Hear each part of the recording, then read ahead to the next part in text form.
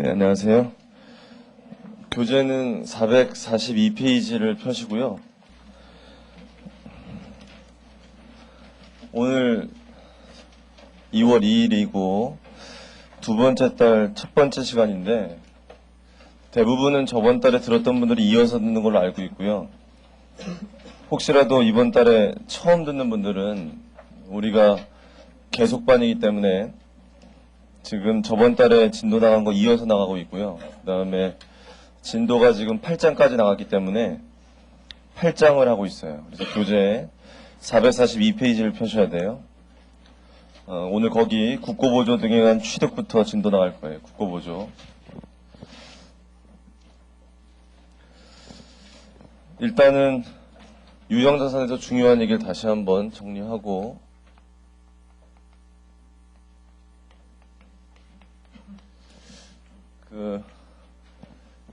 유형자산이다 공부하면요. 뭐가 중요하다 그랬죠? 유형자산에서는 시험에 출제될 수 있는 게 뭐냐면은 크게 두 가지예요. 유형자산에서 중요하다 그러면은 뭘 생각해야 돼요? 중요한 거 두 가지. 첫 번째가 뭐라 그랬죠? 취득, 원가 결정. 두 번째가 뭐라 그랬어요?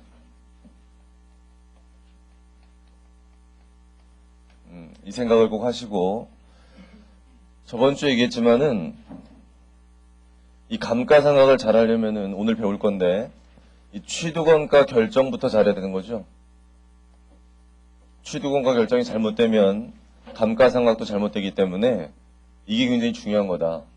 근데 유형자산의 경우에 취득원가 결정이 시험에 잘 나오는 편이에요. 잘 나오는 편이고 얘가 잘 나오는 이유가 유형자산은 취득원가, 취득하는 거, 이 취득하는 루트가 상당히 다양해요. 그냥 구입하는 것만 있는 게 아니라 여러 가지가 있기 때문에 그런 것들에 대해서 어떻게 결정해 줄 거냐 이걸 잘 정리해야 돼요. 그래서 저번 주에 배웠던 것들 기억나시죠? 뭐 구입하는 경우 있었고 자가건설하는 거 있었고 무상으로 증여받는 경우도 있었고 교환하는 것도 있었고 뭐 그런 거 있었죠 우리. 그래서 그거를 좀 잘 오늘은 두 가지 남은 거 해야 되거든요. 국고보조 받았을 때 하고 그 다음 또 뭐예요? 뭐 복구비용이라는 거 그 두 가지 해야 돼 여기서. 그 다음에 우리 감가상각으로 넘어갈 거고요. 그 다음에 오늘 해야 될 것 중에 중요한 게 뭐냐면 이거 있어요. 오늘 할 것 중에 금융비용 자본화라는 주제가 있는데 이거 좀 어려운 거예요 약간. 그래서 여기 어렵기 때문에 많은 사람들이 좀 어려워하는데 이게 시험에 잘 나오는 편이에요. 금융비용 자본화. 근데 요것이 어디에 속하는 거냐면 취득원가 결정에 속하는 거다. 취득원가 결정. 금융비용을 취득원가에 집어넣는 거 그거기 때문에 이 금융비용 자본화가 취득원가 결정에 속하는 거다. 이렇게 알고 있으면 돼요. 그래서 지금 뭐부터 할 거냐면은 국고보조부터 할게요. 거기 책 보시고 442페이지에 국고보조 등에 의한 취득이라고 되어 있는데 보시고 일단은 거기 보니까 두 가지가 있는데 국고보조금이라는 게 있고 공사부담금이라는 게 있죠. 그래서 그 개념을 먼저 이해하세요. 국고보조금이라는 건 뭐냐면 정부에서 기업한테 보조금을 줬다는 얘기예요. 국고보조금. 사례를 좀 얘기해 드릴게요. 여러분들 국고보조가 뭐가 많냐면은 방위산업체라는 거 아시죠? 국가 방위를 위해서. 그래서 예를 들어서 잠수함도 만드는데 우리나라 핵잠수함 만든다고 뭐 발표 났던 거 뉴스에서 봤죠. 핵잠수함 만들겠다고. 아무튼 그런데 우리가 직접 만들어요. 만드는데 누가 만들고 있냐면 대우에서 만들고 있어요. 대우중공업에서 잠수함을 만들고 있는데 그 방위산업을 처음에 뛰어들 때 우리나라 대기업들이 자기들이 하고 싶어서 뛰어든 게 아니라요. 정부에서 하라고 해서 한 거예요. 왜냐면 우리나라는 그 처음에 뭐 1960년대, 70년대 그때 이제 한참 경제 개발될 때 방위 산업을 할 사람이 있어야 되는데 방위 산업을 하려니까 이게 수익성이 안 나오잖아요. 우리나라 같이 좁은 나라에서 그 무기 만든다고 만들어봐야 팔릴 데도 없고 기술 개발하려니까 이게 굉장히 노하우가 많이 필요한 건데 당장 투자하려니까 투자하는 비용은 크고 그러니까 아무도 안 하려고 해요. 그래서 정부에서 불러다 놓고 대기업들한테 너희들이 하나씩 총대 매라 해가지고 이게 종류별로 나눠줬어요. 그래서 미사일은 LG가 만들고, 그다음에 잠수함은 대우가 만들고, 탱크는 현대가 만들고, 뭐 이렇게 해서 이렇게 나눠줬어요. 이렇게. 그래서 걔네들이 방위 산업을 이렇게 떠안게 됐는데 분명히 방위산업을 하면 뭐가 생겼어요? 손실이 생겨, 손실. 이익이 안 나요, 방위산업 해가지고. 이익이 안 나니까 그 손실 나는 걸 누가 보존해 줘야겠어요? 정부에서 보조해 줘야 될 거 아니에요. 그렇게 보조해 주는 게 국고보조금이 있어요. 뭐 그런 개념이고. 여러분이 최근에는 많이 보는 게 뭐냐면 정보통신부에서요, 우리나라 IT 강국 만든다고 다 전사 나가면 지원해 주잖아요. 뭐 기업들이 뭐 전사 나가겠다, 그럼 지원해 줘 이렇게 정부에서. 그런 게 국고보조금이다 이렇게 알고 있으면 돼요. 정부에서 보조금 현금으로 주는 거예요. 이렇게 준다고 생각하시면 되고. 공사부담금 뭐냐면은 한국전력이나 수자원공사에서 많이 발생하는데, 한국전력이나 수자원공사는요, 전력이나 이제 수도, 상수도를 이렇게 공급해야 될 거 아니에요. 근데 어떤 공장이 어느 지역에 하나 생겨요. 공장이 처음에. 그럼 공장이 생기면 거기 뭐가 들어가야 돼? 전기가 들어가야 되고 수도가 들어가야 될 거 아니에요. 이렇게 물이. 근데 그거 처음에 거기까지 가려면 전선 깔아야 되고 수도관 매설해야 되고 이러잖아요. 당연히 뭐가 들어가겠어요? 돈 들어가잖아요. 그거 설치하는데. 그런데 그걸 설치하려고 보니까 그거 누구 때문에 하는 거예요? 걔 때문에 하는 거잖아요. 수익자 부담. 걔 때문에 그거 까는 거 아니에요. 그러니까 깔면서 그 비용 부담을 그 수익자한테 시켜요. 그게 공사 부담금이에요. 그거를 받아올 거 아닙니까? 그 공장 때문에 그거를 까는 거니까 걔한테 돈 받아낸다니까 이렇게. 그거를 공사 부담금이라고 한다. 이렇게 알아두시고 이 두 가지 회계 처리는 똑같아요. 그래서 거기는 사례 가지고 할 거니까 같이 보시는데, 일단 그 사례를 보기 전에 여러분 10장 가면은 몇 페이지 보시냐면 잠깐 593페이지 펴보세요.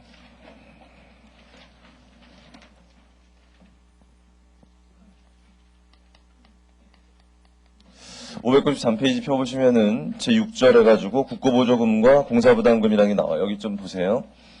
여기 정리가 잘 되어 있는데요. 거기 표를 보시면 밑에 표를 보고 좀 설명할 거예요. 이 국고보조금과 공사부담금이 어떤 게 있냐면은 두 가지 종류가 있어요. 정부에서 국고보조금을 주면서 그 표 보면 상환의무가 있는 게 있고 상환의무가 없는 게 있어요. 뭐냐면은 정부에서 현금을 주면서 너 나중에 이 돈을 갚아라 하는 게 있고요. 갚지 마라 이러는 게 있단 말이에요. 그럼 상환의무 있다는 것이 갚아야 되는 거고요. 상환의무 없는 게 갚을 필요가 없는 거예요. 그럼 당연히 기업의 입장에서 뭐가 더 좋습니까? 당연히 상환의무가 없는 게 좋죠. 당연히 이거 상식이죠. 그렇게 안 갚아도 되니까 그런 건데요. 일단은 분개를 해보면은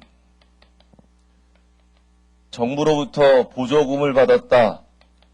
현금으로 수령했다. 그게 뭐 10만 원이라고 치고 10만 원이다. 그럼 10만 원 들어오잖아요. 회사에. 그럼 10만 원만큼 대변에 적어야 될 거 아니에요. 대변에. 그럼 대변에 적을 때 이게 뭘까요 지금? 근데 이름은 국고보조금이에요. 국고보조금 받은 거니까. 그랬을 때 얘가 대변에 오니까 대변이잖아요. 대변.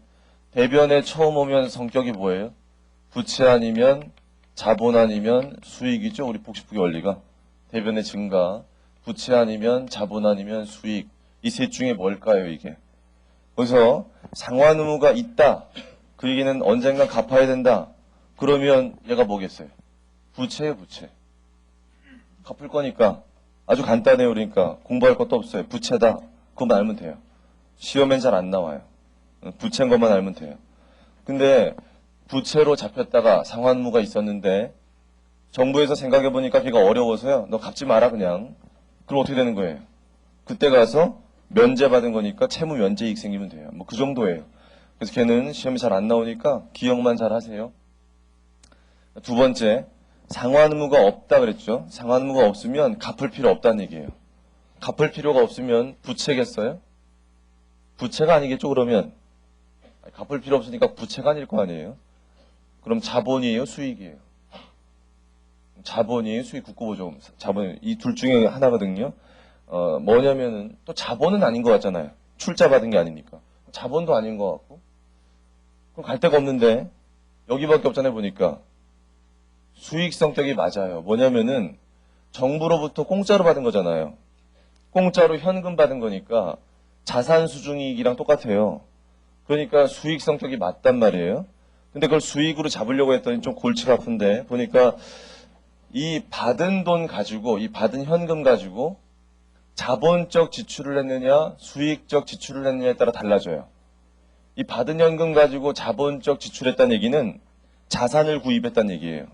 반면에 다음 페이지에 이 받은 현금 가지고 수익적 지출을 했다는 얘기는 운용 비용으로 썼다는 얘기예요. 단기 비용으로 지출했다는 얘기예요. 이해하시겠어요? 무슨 말인지? 아니, 이렇게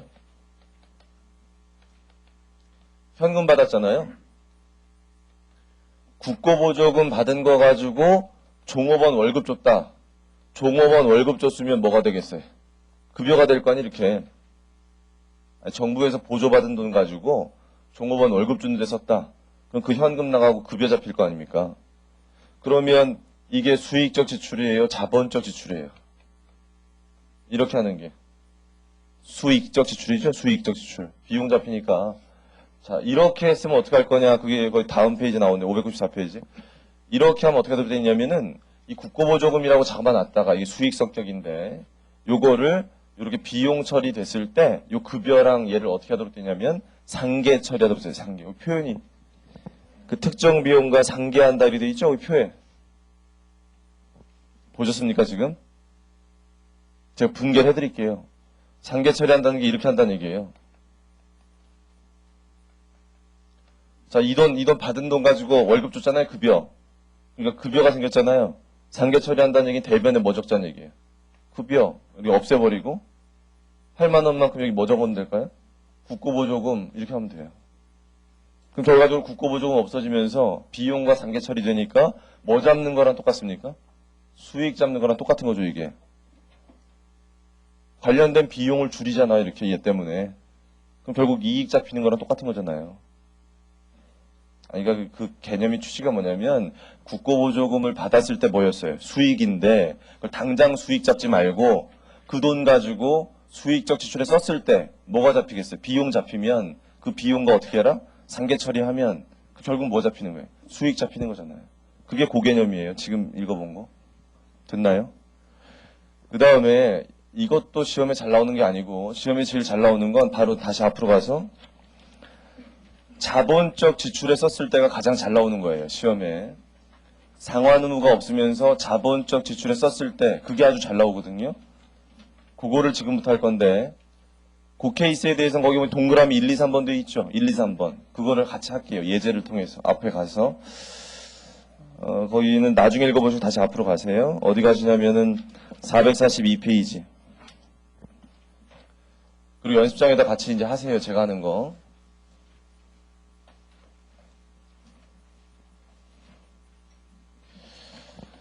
자, 그 442페이지에 두 번째 문단을 보세요. 하단에.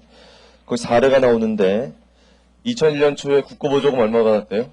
2001년 초에 국고보조금 거기 내용 보세요. 얼마 받았대요? 8만 원. 같이 분기하세요, 지금. 현금 8만 원. 대변에 8만 원만큼 뭐가 잡히겠어요? 이렇게 하세요. 국고보조금. 이렇게. 일단 분개 다 한 다음에 그 다음에 다시 설명할게요.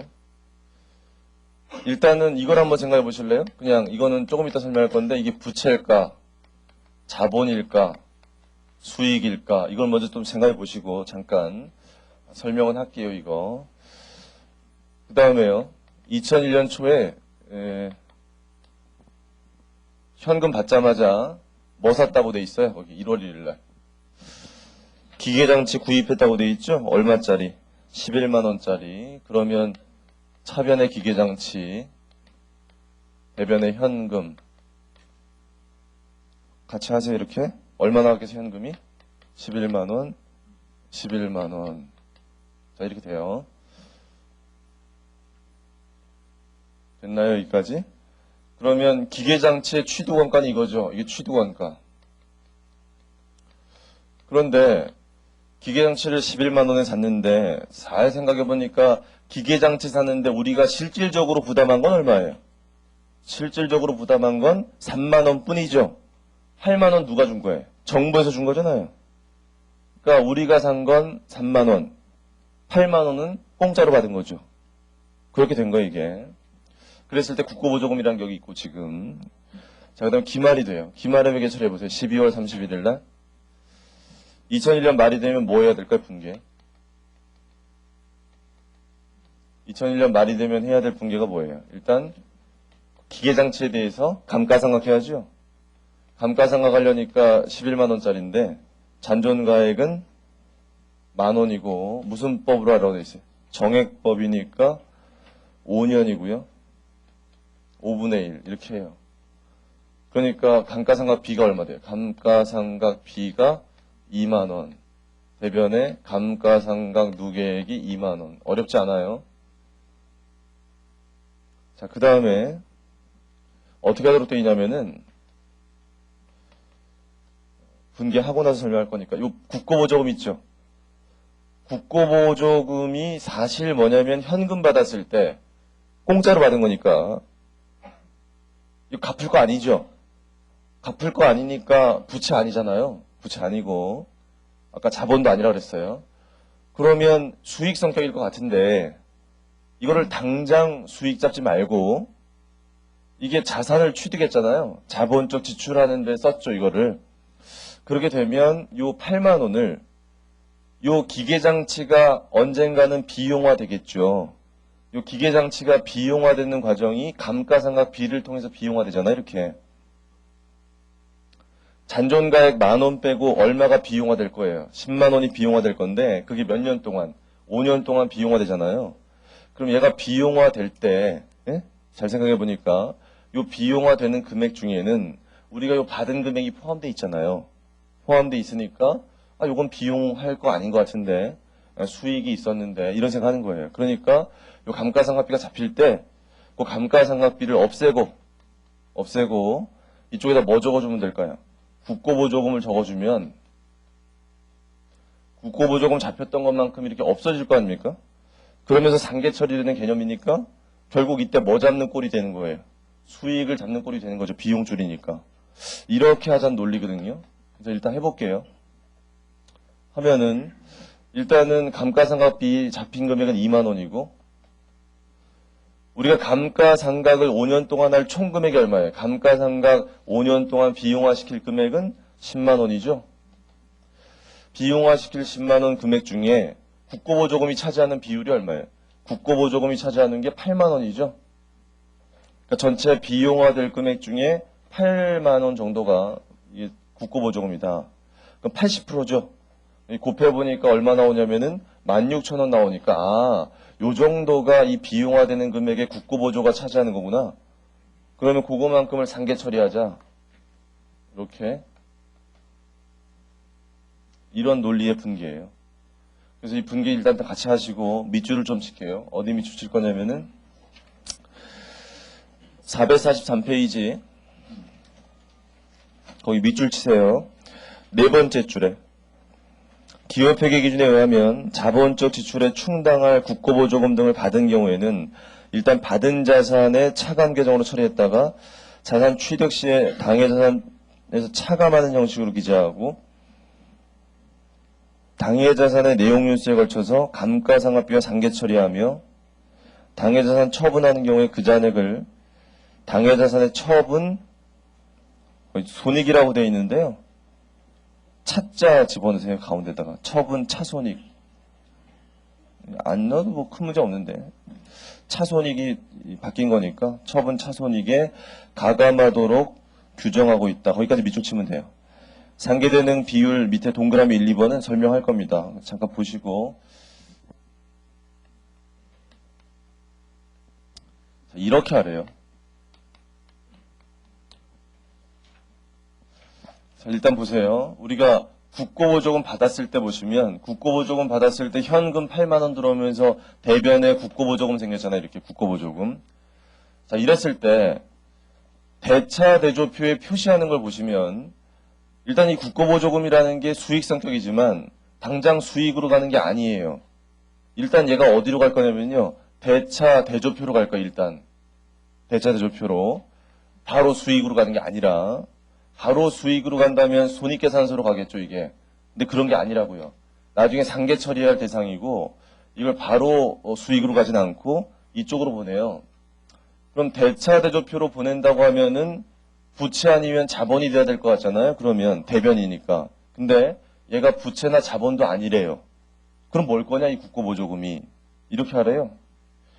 처음에 얘가 받았으면 자산 중에 이런 자산이 있을 수 있잖아요. 현금 및 현금성 자산. 이것도 좀 이름이 바뀌었죠, 약간.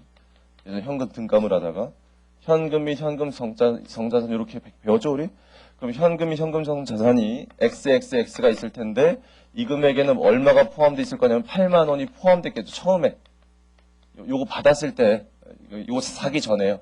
기계장치 사기 전에 현금 받았을 때 요 금액에는 8만 원이 들어갔을 거 아니에요. 현금 받았으니까.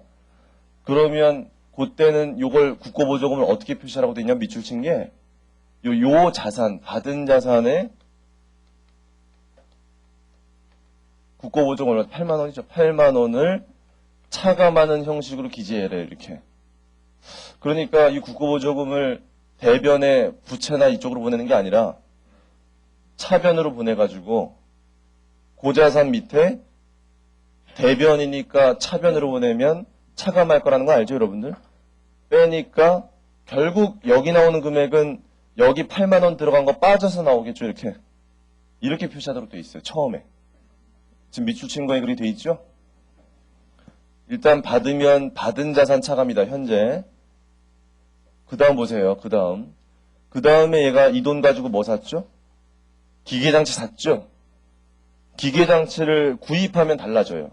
기계장치를 구입하면 이렇게 안 해요. 이렇게 안 하고 기계장치를 구입했다 그러면 여기서 8만 원 일단 빠지겠죠. 일단 빠지고 그 대신 뭐가 생겨요? 기계장치라는 자산이 생길 거 아니에요? 얼마만큼? 11만 원만큼 생길 거 아니에요? 이렇게?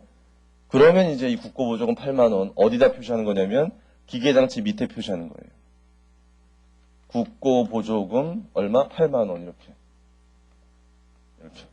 그러면 빼니까 얼마 돼요? 3만 원. 이렇게 표시하래요. 요날 1월 1일. 그러니까 처음 받았을 때는 받은 자산 차감이었다가 그 돈 가지고 자산 구입하면요. 자본적 지출하면 그 자산의 차감으로 가요. 뭐가? 국고보조금이. 지금 쫓아와요. 그런 다음에 얘를 매년 그 자산이 뭐 할 때? 비용화할 때 그 비용과 어떻게 해라? 상계 처리하래, 상계 처리. 상계 처리한 거잖아, 이렇게. 그럼 상계 처리한 다음에 표시해 볼게요. 언제냐면 상계 처리하고 나서 여기 날짜가 바뀌죠. 날짜가 몇 월 며칠로 바뀌면 돼요? 12월 31일로 바뀌어요. 12월 31일로 바뀌면 뭐가 달라지냐면 요건 똑같아요. 요건 똑같고 뭐가 생겼겠어요? 감가상각 누계액이 생기겠죠? 얼마 생기갈까요? 감가상각 누계액이 얼마 생기겠어요? 2만 원 생기죠, 이렇게. 그럼 빼면 얼마? 9만 원이고. 이 밑에서 또 뭐 빼야 될까요? 국고 보조금 빼야겠죠? 국고 보조금을 이렇게 뺐는데 여기 얼마 들어가면 될까요? 8만 원 있다가 16,000원 상계 제거했으니까 얼마 남았어요? 6만 4천 원 남았잖아요, 이렇게. 이해하겠습니까? 그래서 이렇게 빼니까 얼마가 나오냐면은 2만 6천 원이다. 이렇게 하는 회계 처리로 하도록 되어 있어요. 이게 시험에 이제까지 많이 나왔어요. 이거 잘해야 돼요, 이렇게.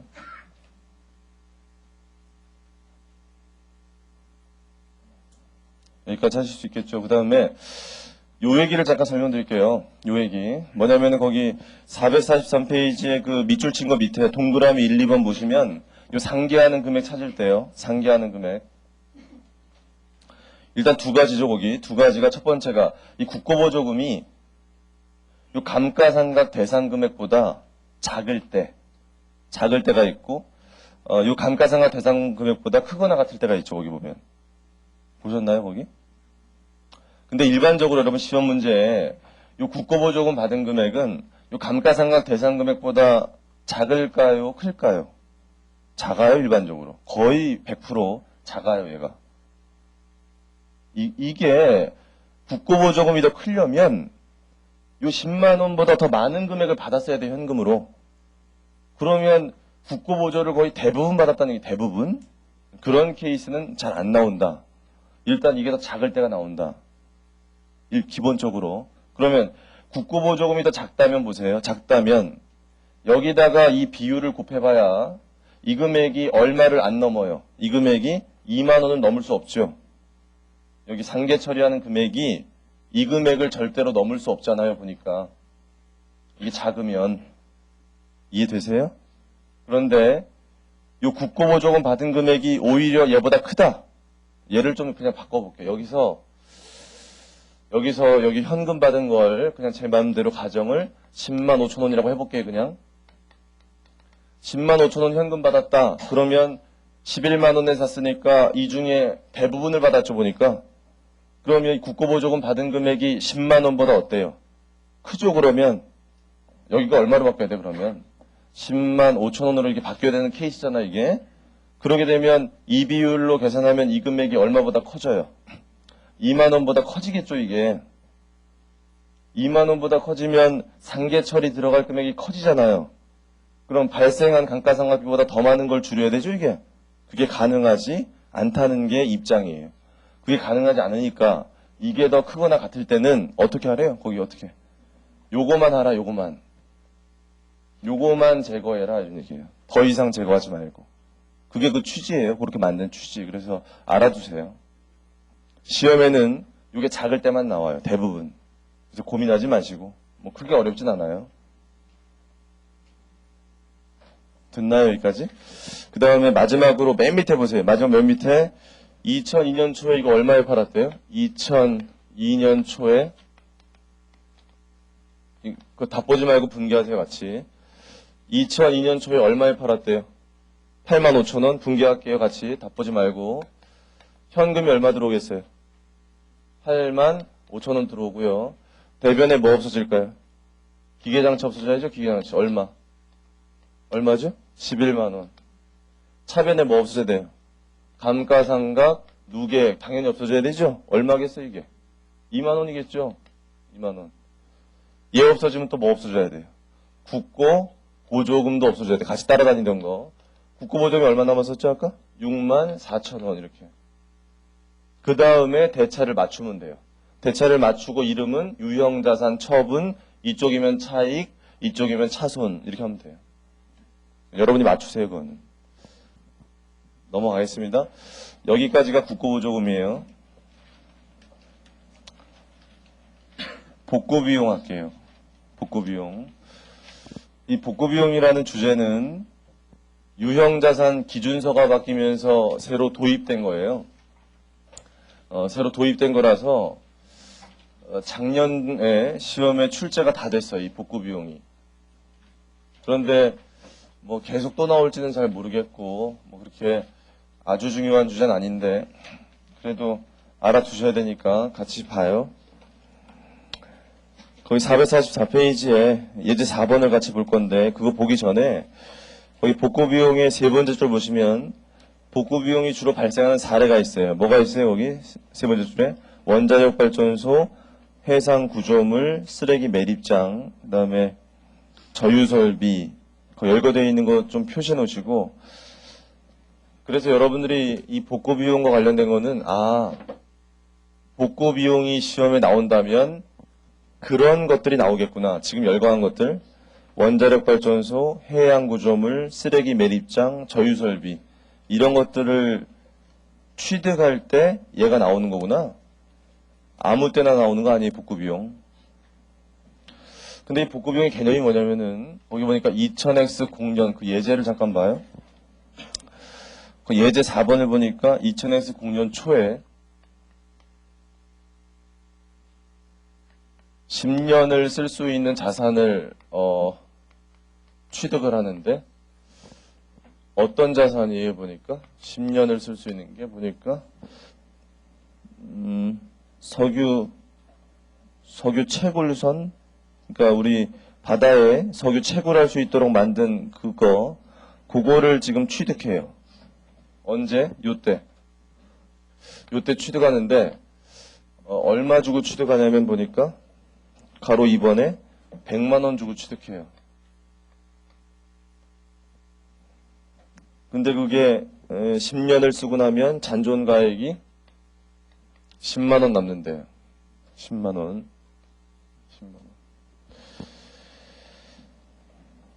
그 다음에 그 밑에 보니까 10년을 다 쓰고 나면 이제 석유 채굴 다 했으면 거기 석유 채굴선 때문에 그 환경이 파괴되어 있을 거 아니에요, 좀.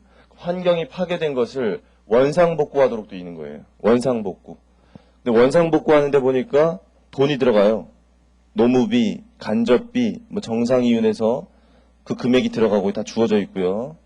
가로수 한 번에 추가적인 뭐 그런 게 발생해서 결국에는 나중에 계산해 보시면 얼마만큼의 그 복구 비용이 들어가냐면 이게 440631인데 이거는 좀 이따 계산해 볼게요. 440631 좀 이따 나오는데 아무튼 요만큼의 복구 비용이 지출될 것 같아요. 계산해 보시면 좀 이따가 개념을 좀 먼저 정리하면 이게 뭐냐면은 이 자산을 지금 취득하려면 취득하려면 얼마의 현금이 지금 나가야 돼 보니까 100만 원이 나가야 돼 지금. 100만 원이 나가서 이 자산 취득해야 되는데 문제는 이 자산을 지금 취득하는데 100만 원 나가는 거고 이 자산 10년 동안 쓰고 나면 또 얼마가 나가야 돼요. 이만큼이 나가야 될 것 같아요. 예상이. 그러니까 이 자산을 취득한다고 대수가 아니라 지금 10년을 쓰고 나면 반드시 뭐를 해야 된다? 복구를 해야 된대. 복구, 원상복구.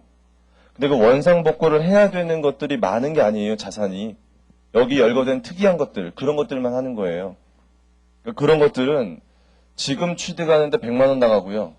10년 후에 얼마가 나간다? 440631이 나간대요. 그러면 이 자산을 지금 취득하려면 우리는 100만 원이 회피 가능해요? 회피 불가능해요? 회피 불가능하죠? 반드시 이걸 부담해야 되잖아요. 그럼 10년 후에 나가는 이 금액 있죠? 이 금액도 회피 가능해요? 회피 불가능해요? 이것도 회피 불가능이에요. 이거를 뭐로 생각하면 되냐면은 여러분 자산 구입할 때 할부 구입 알아요? 할부 구입. 할부 구입이라는 게 뭐냐면은 당장 돈 주는 게 아니라 미래 기간에 현금 주는 거 아니에요, 이게 자산 구입하고. 그러면 할부로 자산을 취득하면요. 그 자산의 취득 원가는 어떻게 계산해요? 취득 원가는. 할부 대금 주는 거에 현재 가치로 한다고 알고 있죠, 여러분들? 할부 대금을 주는 거에 현재 가치가 그 자산 취득 원가잖아요. 근데 이것도 잘 보시면 결국 이 자산 취득하기 위해서 지금 100만 원 내는 거고 10년 후에 또 얼마 내는 거예요? 이만큼 내야 되는 거예요. 반드시. 회피가 불가능해요. 그럼 결과적으로 이 자산 취득하기 위해서 이 금액뿐만 아니라 이 금액이 부담된다는 거 아시겠습니까? 그러면 이 자산의 취득 원가를 지금 결정할 때 요거만 가지고 결정할 게 아니라 모두 고려해야 된다? 이것도 고려해야 된다는 거야, 이 주제가. 복구 비용. 요것도 지출될 거니까 이거를 지금의 무슨 가치로? 현재 가치로 해서 반영해야 된다라는 주제예요, 이게. 그래서 그 개념을 잘 이해하세요. 제가 밑줄 쳐드릴게요. 어디냐면은 그 예제사본 바로 위에요. 예제사본 바로 위에 네 번째 줄 끝에 이렇게 회계 처리하는 이유는 자산을 사용하기 위해 부담해야 할 취득원가에는 최초 취득 시점에 부담해야 될 지출뿐만 아니라 사용이 완료된 후에 회피 불가능한 그 회피 불가능하다는 게 중요한 거거든요. 회피 불가능하다 이게. 회피 불가능한 지출액도 포함되어야 하기 때문이다. 거기다 밑줄 쳐놓으면 돼요.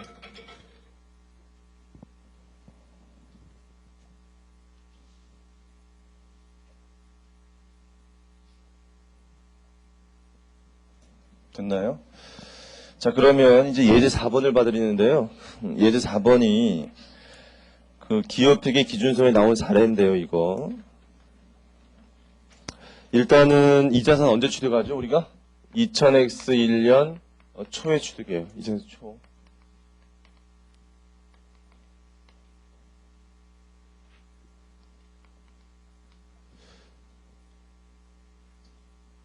어. 2000X1년 초에 취득하면서 현금이 얼마 나가요? 현금이. 2000X1년 초에 이 자산 지금 취득하면서 당장 현금이 얼마 나가는 거예요? 현금이 100만 원 나가는 거예요, 100만 원.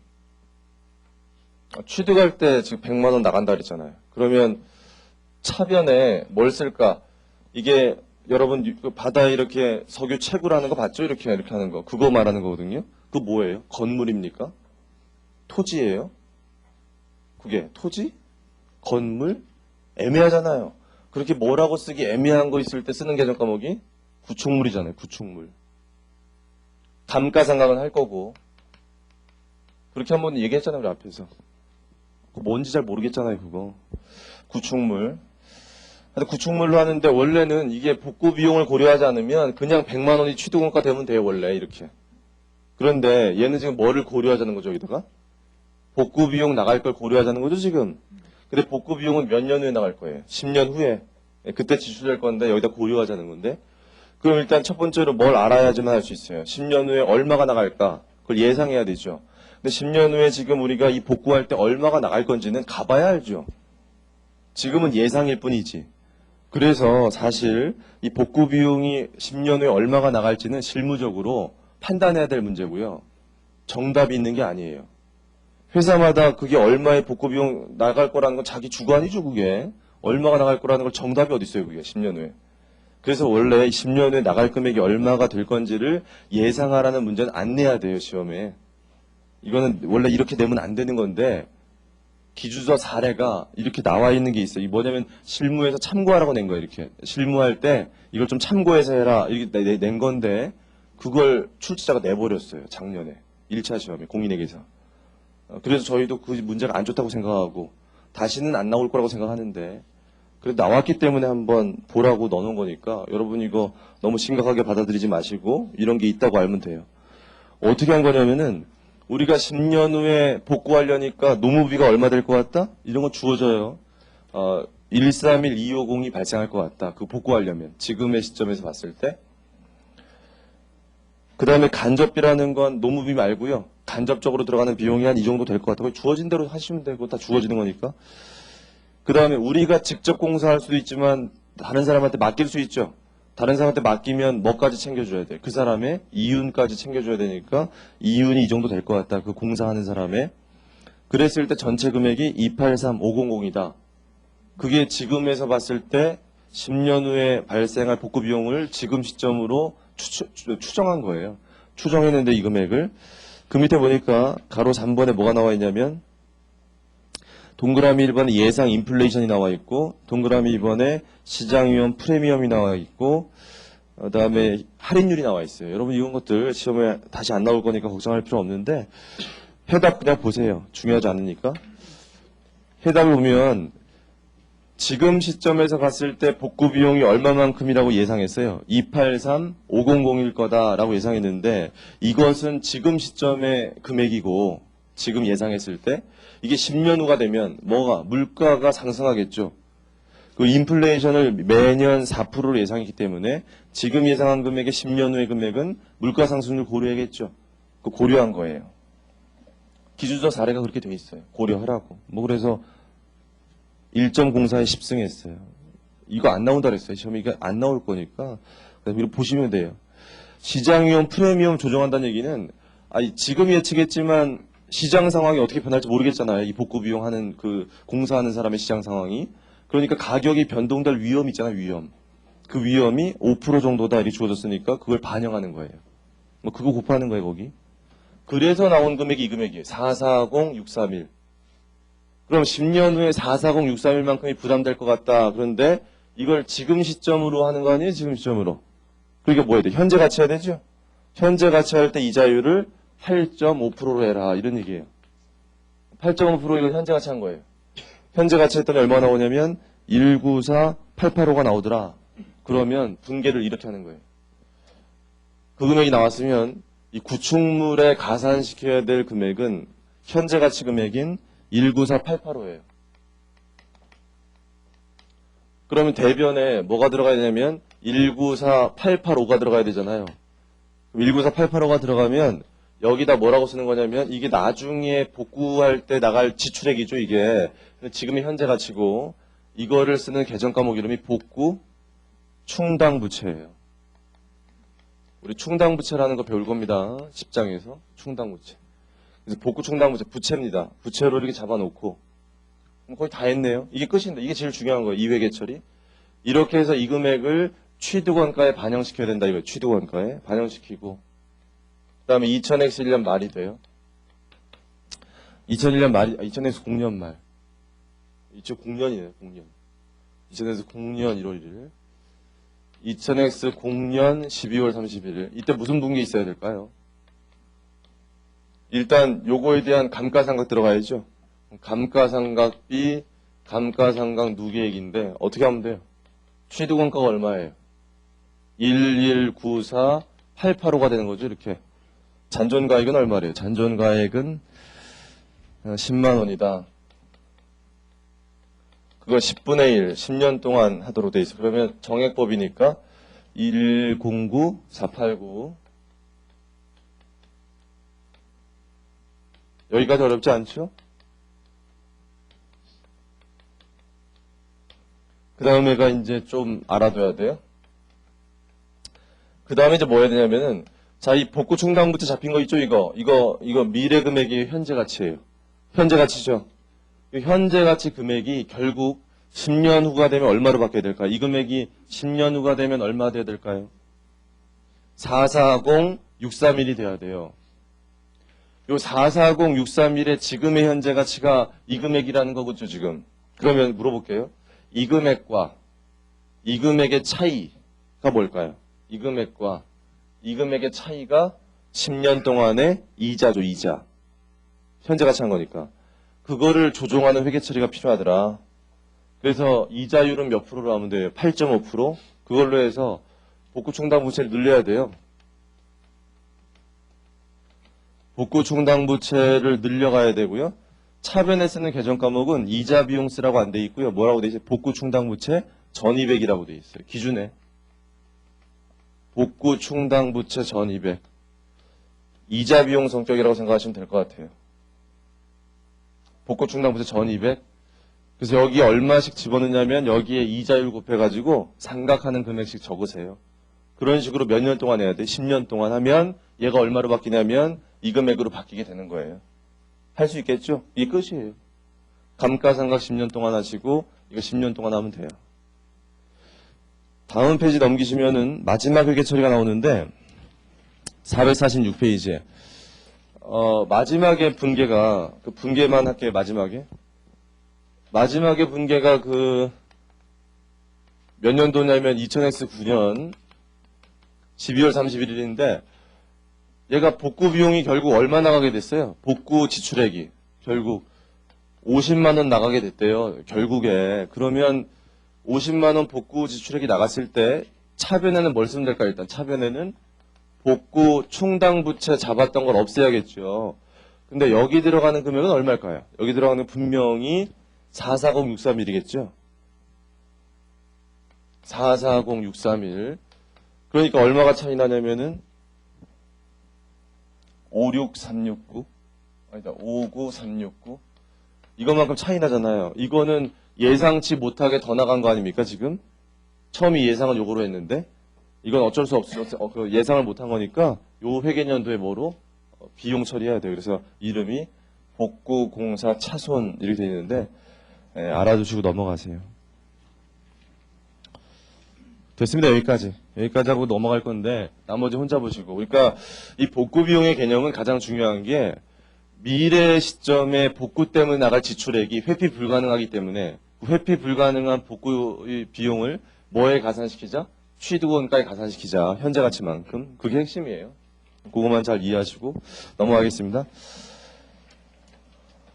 여기가 다 끝났어요. 취득원가 결정. 그 다음 제 3절로 가시면 취득 후에 지출이 나오는데 그건 혼자 보세요. 우리 저번 주에 했으니까. 451페이지 감가상각 보시고.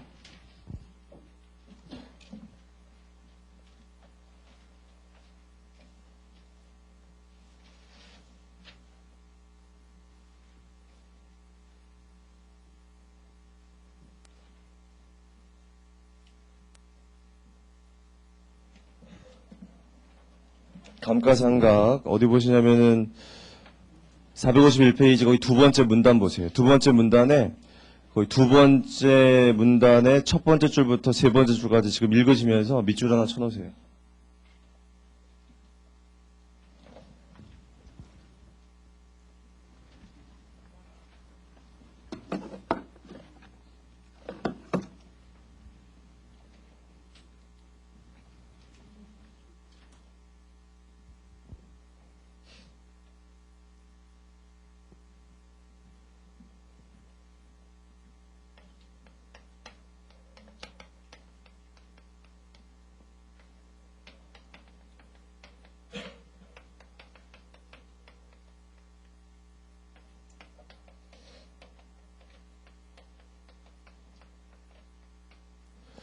자, 거기 보면은 이거를 맞추세요. 감가상각이라고 하는 것은 둘 중에 뭘 것 같아요? 원가 배분 과정이냐, 자산 평가 과정이냐? 원가 배분 과정이 맞고 자산 평가 과정이 아니라는 걸 꼭 아셔야 되는데 이걸 강조해 드릴게요. 되게 중요한 거예요. 그래서 원가 배분 과정인데 그걸 이제 하면서 얘기할게요.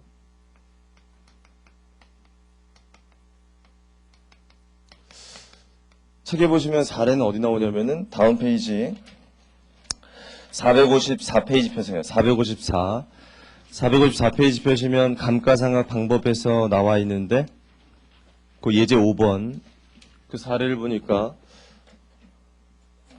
취득원가가 200만 원짜리고 잔존가액은 20만 원짜리고 그런 자산이 나와요. 내용 연수는 몇 년? 3년. 그래서 나와요. 그래서 앞으로 다시 오셔서 어디 보시냐면 452페이지 452페이지 감가상각의 요소라는 게 나오는데 이 감가상각의 요소는 뭐 간단해요. 뭐냐면 감가상각을 하기 위해서 알아야 될 것들을 말하는 거예요. 감가상각의 요소라는 거. 첫 번째가 뭐가 나와 있어요? 감가상각 대상금액 뭡니까 그게? 취득원가에서 잔존가액 뺀 거고요. 다 아시죠 이거? 그건 결국 뭐다? 총 감가상각비다. 내용 연수 동안 인식할. 그럼 우리 지금 칠판에 적은 거는 감가상각 대상금액이 얼마예요? 180이죠, 180. 넘어가고요. 내용 연수라고 되어 있는 거, 칠판에 있는 거 몇 년이에요? 3년이고, 모든 자산은 내용 연수가 존재하더라. 뭐 빼고, 토지 빼고, 이렇게 생각하면 되거든요. 토지는 감가상각 안 하니까. 그럼 왜 모든 자산은 내용 연수가 있는 거예요? 모든 자산이 내용 연수가 있다는 얘기는 미래 효익이 영원하지 않다는 거죠. 그 자산이 제공해주는 미래 효익이 언젠가 끝난다는 얘기예요. 효익을 제공하는 기간이에요. 내용 연수가. 그럼 왜 자산이라는 건 내용 연수가 있을까? 거기 보시면 물리적 원인과 원리적 원인, 경제적 원인 설명되어 있는데 이건 시험에 잘 안 나와요. 그냥 뭐 이해만 하면 돼요. 근데 물리적 원인 읽어보면 당연하죠. 그것 때문에 자산이 없어지겠다는 거 알 거고 경제적 원인이라는 거에 맨 밑에 부적응이 있고 다음 페이지에 진부화가 있나요? 그래서 부적응과 진부화는 그 진부화라는 거에는 예를 뭐 적어놓으시냐면 컴퓨터, 진부화. 그러니까 부적응이라고 되어 있는 거에는 뭐 서버 같은 거 이런 거 적어놓으시면 되는데 이 컴퓨터 같은 게 대표적으로 그 진부화되는 게 386 컴퓨터 이미 뭐 오래된 얘기인데 386 컴퓨터 아직도 쓰고 있는 회사가 있다. 근데 아주 깨끗해요. 고장이 안 나고요. 한 앞으로 5년은 더 쓸 것 같아요. 그래도 이거를 쓰고 있지 않더라. 왜 안 쓰냐면은 경쟁력이 떨어지잖아요. 이게 지금의 환경에서는 이게 사용할 수 없잖아요. 그런 것이 진부화됐다. 이렇게 서버라는 건요. 어떤 메모리가 있어서 용량이 있잖아요. 그럼 데이터를 처리할 수 있는 양이 있는데 회사의 규모가 예전에는 그렇게 크지 않았을 때는 이 서버 가지고 돌아갔거든요. 근데 규모가 점점 커지죠 회사가? 그럼 이거 갖고 더 이상 안 될 때가 오잖아요. 교체해야죠 그러면. 그런 것들이 이 자산이 더 이상 못 쓰게 되는 원인이 된다. 그게 부적응, 규모에 부적응한다 이렇게 얘기하거든요. 아무튼 이런 것 때문에 내용 연수가 있다는 거 아시면 되고 이쪽으로 와서 얘는 확실한 거예요? 추정하는 거예요? 확실한 거고 얘네 두 가지는 어때요? 추정하는 거예요. 그래서 얘네는 추정하기 때문에 예측해야 돼요. 주관이 개입돼요. 그걸 좀 아시고요. 주관이 개입되는데 452페이지 그 가로 1번의 감가상각 대상금액 두 번째 문단 보시면 두 번째 문단이요. 이러한 추정의 불확실성과 잔존가액 크기가 작다는 점을 고려해서 실무에서는 잔존가액이 없는 걸로 일반적으로 하고 세법에서도 제로로 보더라 참고하시는데요.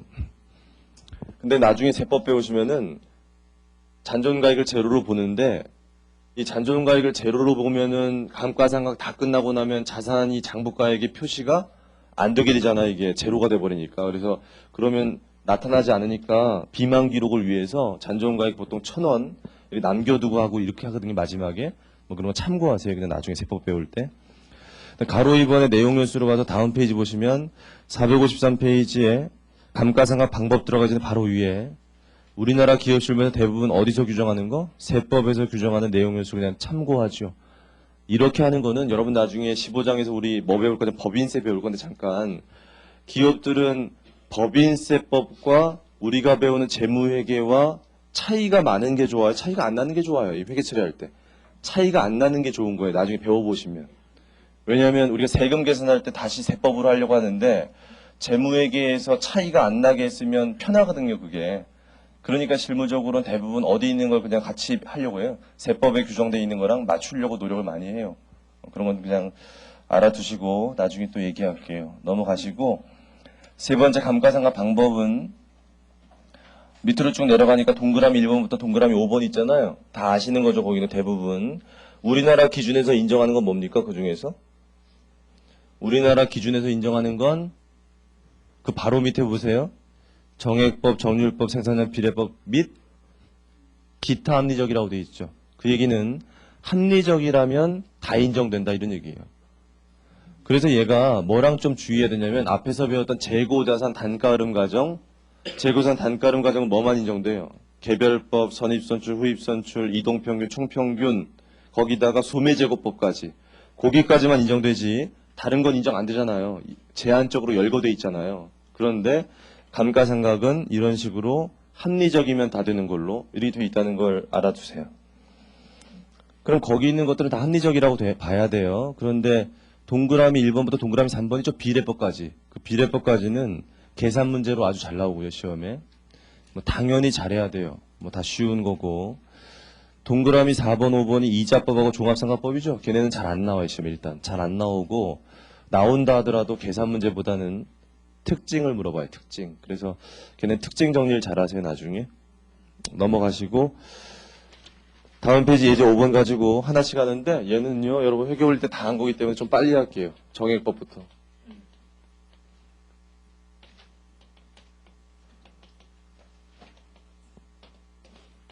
정액법이라는 건 감가상각 대상 금액을 어떻게 쪼개는 겁니까? 어떻게? n분의 2라는 거죠. n분의 2라는 거기 때문에 이거를 좀 아세요.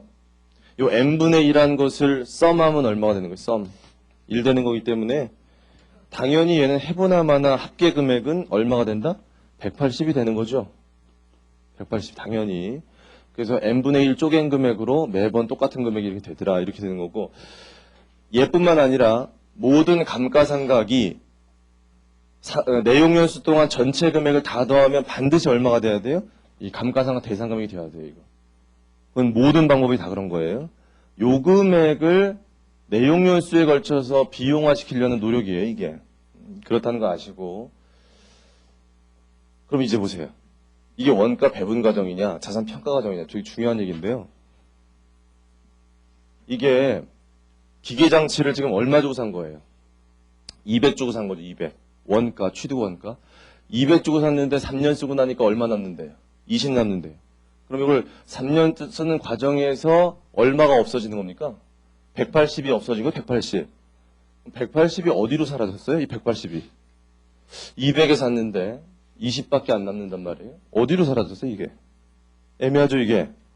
200인데 20밖에 없잖아요, 보면. 어디 갔어요, 이거? 그것이 요 3년 동안 기계장치 때문에 우리가 뭘 창출했겠어요? 수익을 창출했겠죠, 3년 동안. 이 기계장치가 우리 하는데 뭐 기여했을 거 아니에요, 이렇게. 그럼 수익 창출하는데 기여했으면 그 수익 창출한 회계년도에 그것을 어떻게 하고 싶은 거예요? 비용화해서 그거를 대응시키고 싶은 거예요. 그러니까 감가상각의 이론적 근거는 얘예요. 수익, 비용, 대응 이렇게 되는 건데 그럼 우리가 3년 동안 비용화시켜야 될 금액은 얼마입니까? 180이란 말이에요. 그럼 이 180만 원의 원가예요. 180만 원의 원가를 그 기간 동안 뭐 하자? 배분하자는 과정이에요. 배분하자는 과정. 감가상각이. 그렇게 이해하셔야지. 이게 자산을 평가하는 거냐? 이렇게 착각하면 안 돼. 뭐냐면은 요 기계장치의 가치를 매년 말 평가해 주는 게 아니라고요, 이게. 하나만 물어볼게요. 요 기계장치 처음에 취득했을 때 1월 1일 날 기계장치의 북밸류는 얼마입니까? 장부가에 북밸류. 북밸류 200이죠, 200. 요때 북밸류는 정액법으로 했을 때 북밸류 140이에요. 감가상각 누계액 빼는 거예요. 요때 얼마예요?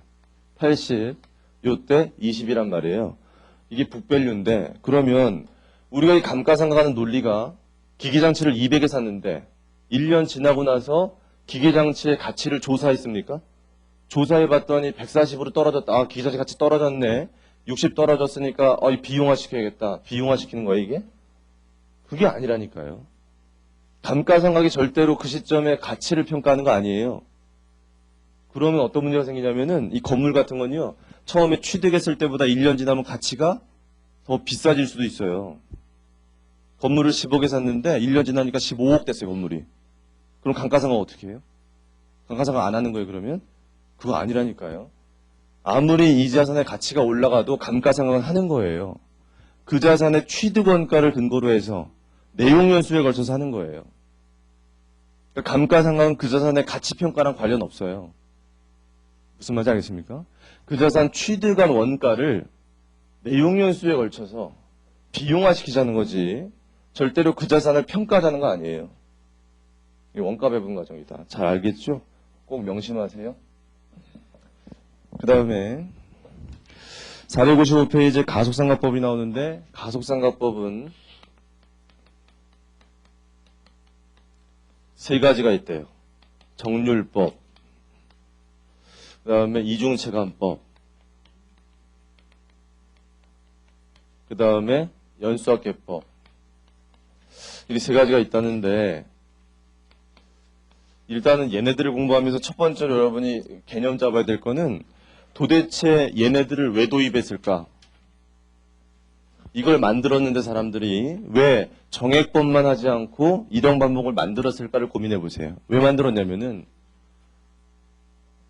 이 정액법이 타당하려면은요, 이 자산이 수익 창출에 기여하는 것이 매년 어때야 돼? 매년 똑같으면 돼요. 매년 똑같으면은 n분의 1로 비용화시킨다는 게 타당해요. 그런데 자산이라는 것들을 일반적으로 보니까 대부분 새 거일 때가 더 많이 기여하더라. 수익 창출에. 이때 더 덜 기여하더라. 이런 얘기. 일반적으로 꼭 그렇다는 게 아니라 일반적으로 이때가 더 좋으니까 수익에 더 많이 기여했을 때 비용도 더 많이 배분하는 게 더 합리적이다. 그래서 개발한 방법이에요. 이게. 그러니까 얘네들은 하나같이 초기에 어때요? 감가상각을 더 많이 하는 것들이다. 이 세 가지가 다. 그런 걸 아시고 정률법은 거기 보니까 455페이지 하단에 정률 계산은 공식이 나와 있죠. 1-루트 해가지고 뭐 내용요수 적고 분모에다가 취득원가 적고 그 다음에 잔존가 이거 안 나와요. 시험에 계산하라고 걱정하지 마시고 시험에는 이 계산이 다 돼서 이 비율이 주어져요. 이 비율이 주어지면 이 비율을 이용해서 계산할 줄 알아야 돼요. 계산해 볼게요. 같이. 정률법을 공부하면서 계산할 때는 이걸 잊어버리면 안 돼요. 정률법은 처음에 출발할 때요. 이 비율을 어디다 곱하는 겁니까? 이 비율 곱하는 거. 어디다 곱하는 거예요? 여기가 되게 중요한데 어디다 곱해야 돼요? 북밸류예요. 북밸류. 이 정률법은 항상 북밸류에 곱해요. 북밸류. 항상. 북밸류라는 게 취득 시점에는 취득원가죠. 이 북밸류의 북밸류. 장부가액. 장부가액이 취득 시점에 장부가액이고 1년 지나면 뭐 빼야 돼요? 감가상각 누계액 빼야죠. 그런 식으로 가는 거예요.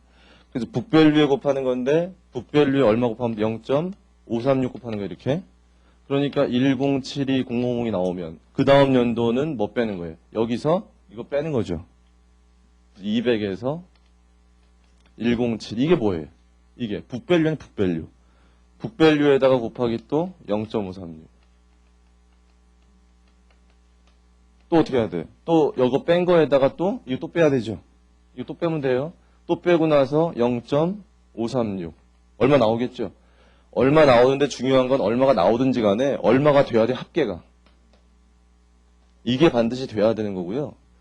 이 정률을 계산하는 공식은 어떻게 나온 거냐면 이 비율 들어가는 자리에 이 비율 들어가는 미지수 x를 집어넣었을 때 x가 이런 공식에 따라서 얘가 되는 x를 찾은 공식이에요, 이게. 그러니까 이 비율 자체가 이 공식에 따라 나온 거니까 이게 반올림해서 나왔지만 거의 비슷하게 맞겠죠. 이론적으로 괜찮은 방법이 이게. 그래서 이게 이론적으로 수학적으로 증명이 됐기 때문에 이 비율을 이용하면 이게 맞도록 되어 있는데 이게 단수 차이가 좀 생기겠죠? 그래서 마지막에 하면 약간 안 맞아요, 좀. 거꾸로 맞춰야 돼요, 반드시. 거꾸로 맞추니까 230, 592 되더라. 더하면 이렇게 돼요. 넘어가도 되겠죠? 얘가 초기에 더 많이 하죠? 넘기고, 이중체감법이라는 게 있는데 이거 시험에 잘 안 나오고요.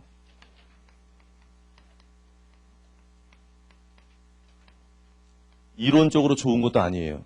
이론적으로 안 좋아요. 이중체감법 정액법의 배법이라고 하는데 얘를 왜 정액법 배법이라고 부르냐면요. 여기 보시면 정액법의 상각률이 얼마였어요? 정액법의 상각률이 3분의 1이죠.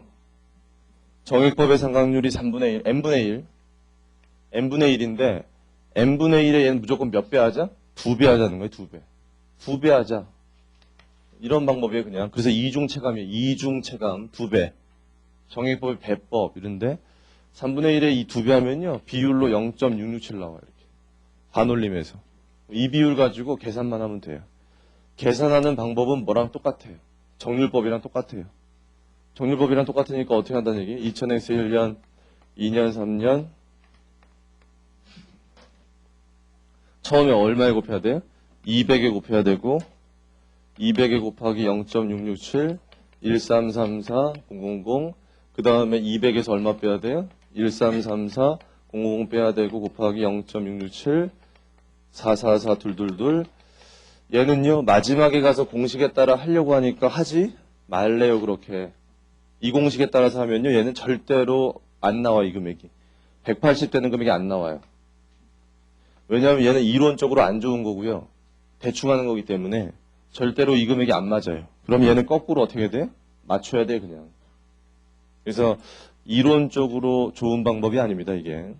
그래서 2하나 778인데 얘도 역시 초기에 더 많이 하죠.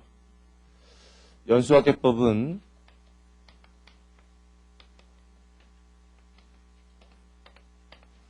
이거 시험에 잘 나온다는 거 아시죠? 연수학계법 시험에 잘 나오는데 얘가 180을요. 쪼개요. 쪼개는데 n분의 1 하는데 n분의 1 아니라 연수를 합계해요. 연수를 합계하니까 연수 합계하면 얼마냐면 이렇게 해서 6이 되는데 여기에 3, 2, 1 하는 거고요. 이렇게 했을 때 썸하니까 1 되는 거고요. 이게 썸하니까 1 된다는 얘기는 당연히 다 더했을 때 180 된다는 얘기죠. 그래서 이게 9, 6, 3 나와요.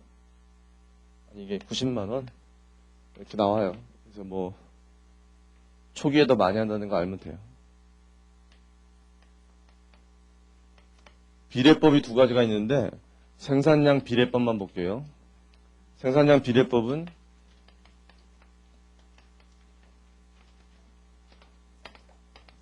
(3년) 동안 180을 쪼개는데요. 180을 뭐를 더해서 나눠요?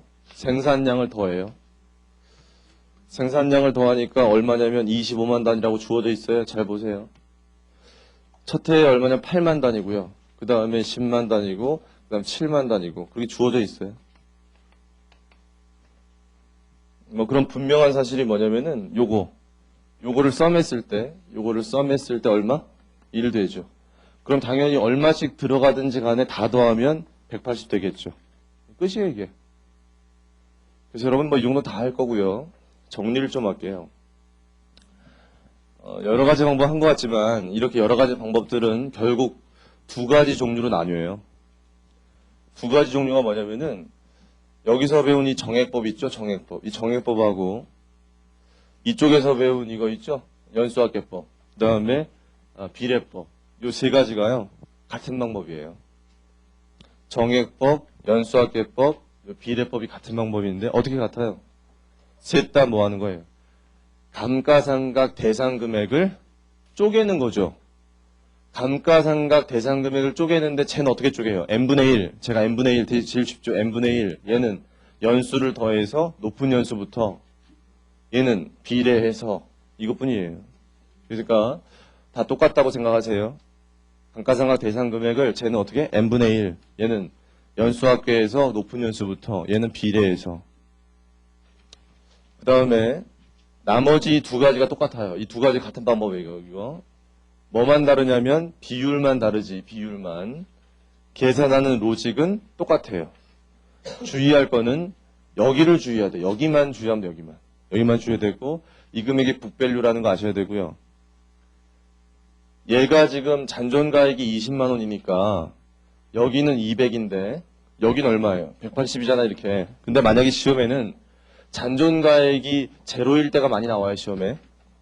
그럼 잔존가액이 제로다 그러면은요 여기 얼마예요? 그래도 200이죠? 잔존가액이 제로면 여기가 얼마예요? 200이죠 200.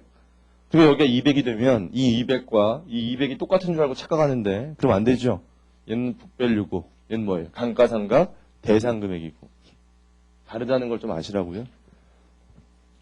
자 마지막으로 우리가 감가상각을 왜 한다 그랬어요 여기 수익 비용 대응 때문에 한다 그랬는데 그러면 지금 배운 방법 중에 이게 제일 잘 되는 게 뭡니까? 이 대응이 있어서 제일 좋은 거. 대응이 있어 제일 좋은 거 물어보면은 여기 끝에 있는 이 비례법 있잖아요. 이게 제일 좋다고 할 수도 있거든요. 왜냐면은 수익에 창출하는데 기여한 것만큼 정확하게 비용 배분하죠. 이 비례에서 이렇게 수익 창출에 기여한 것만큼 정확히 비례하잖아요. 이렇게 비례하는데 좋은 것 같죠? 실무적으로 거의 못 써요. 좋긴 좋게 생각되는데 왜냐면 얘가 분모를 안다는 게 너무나 힘들어요. 분모를 알려면 처음에 살 때부터 내가 그걸 이용해서 얼마만큼의 물건을 만들지를 알아야 되는데 그거를 처음부터 예상한다는 것은 너무나 힘든 일이에요. 실무적으로. 거의 안 되더라. 이렇게 알고 있으면 되고요. 근데 시험 문제에는 나올 수 있죠. 왜냐하면 출제자 마음이니까 뭐 주면 되잖아 이거. 그래서 충분히 출제될 수 있다는 거 알면 되고요. 그다음 나머지 중에서는 뭐가 좋아요? 나머지 중에서는 요 가속상각법이 요게 정액법보다는 대응이 좋아요. 왜냐면 얘가 뭐 하기 때문에 초기에 더 많이 비용하기 때문에. 여기까지. 그러면 감가상각이 일단 다 했고 교재에 이제 뭐가 나오냐면은 458 이자법 있죠? 이자법은 잠시 줬다 할 거고 넘기세요. 넘기시고 종합상각부터 넘기시고 465페이지에 기타 문제 해가지고 1년 미만의 감가상각비 나와 있죠. 예제 7번 있는데 아주 중요하다고 좀 표시하세요. 여기 1년 미만의 감가상각 되게 중요한 거예요. 거기다가 뭐라고 적어 놓으시냐면은 월할 상각 이렇게 적어 놓으세요 지금. 뭐 예제 7번 옆에다 적든지 아니면 1년 미만의 감가상각비 옆에다 적든지 월할 상각이라는 얘기 적어 놓으시고 그게 지금 푸는 예제 갖고 하는 거거든요. 그거를 잠시 쉬었다가 여기서부터 할 테니까요. 10분간 쉬었다가 여기서부터 진도 나가겠습니다.